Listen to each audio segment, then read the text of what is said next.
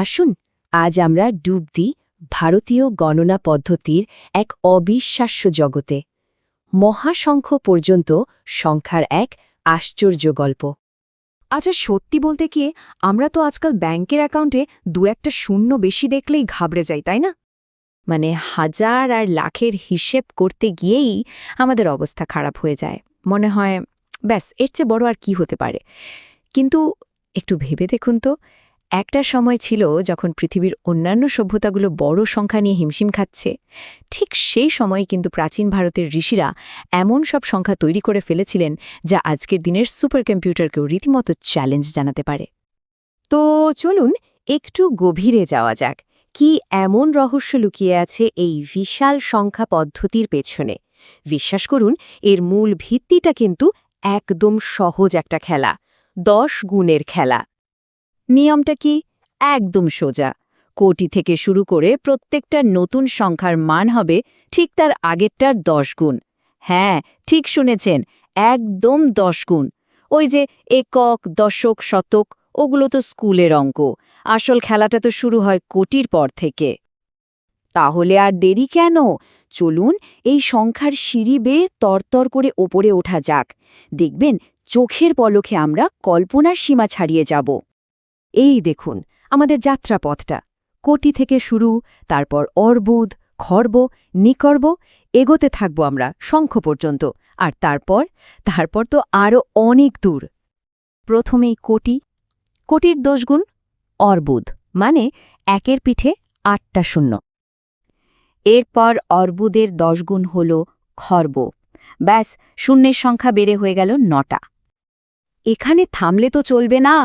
খর্বের 10 গুণ হচ্ছে নিকর্ব, অর্থাৎ একের পেছনে এবার 10টা শূন্য।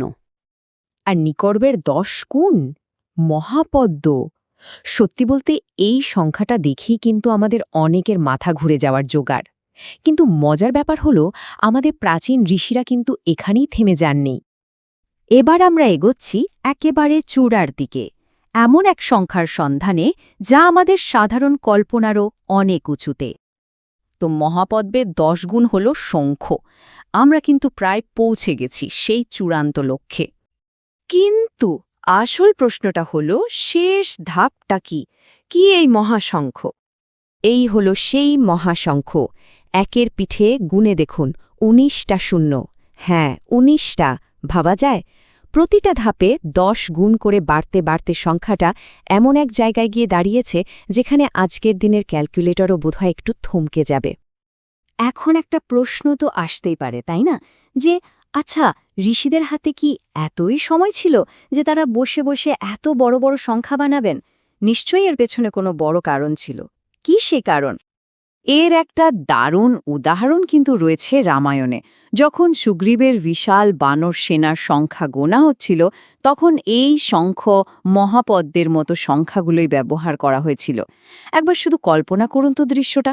সেনাপতি হাজিরা নিচ্ছেন আর রোল নম্বর ডাকছেন, মহাশঙ্খ। আর এখানেই কিন্তু আসল পার্থক্যটা চোখে পড়ে। কোথায় আমাদের মাস শেষের মাইনে বা ব্যাঙ্ক অ্যাকাউন্টের শূন্যগোনা, আর কোথায় প্রাচীন ঋষিদের গণনা। তারা এই সংখ্যাগুলো ব্যবহার করতেন ব্রহ্মাণ্ডের বয়স মাপতে, মহাজাগতিক দূরত্ব বুঝতে, কিংবা এক একটা যুগের সময়কাল নির্ধারণ করতে। আসলে এটা শুধু কয়েকটা বড় বড় সংখ্যার হিসেব নয়, এটা আমাদের এক অকল্পনীয় জ্ঞান আর ঐতিহ্যের উত্তরাধিকার।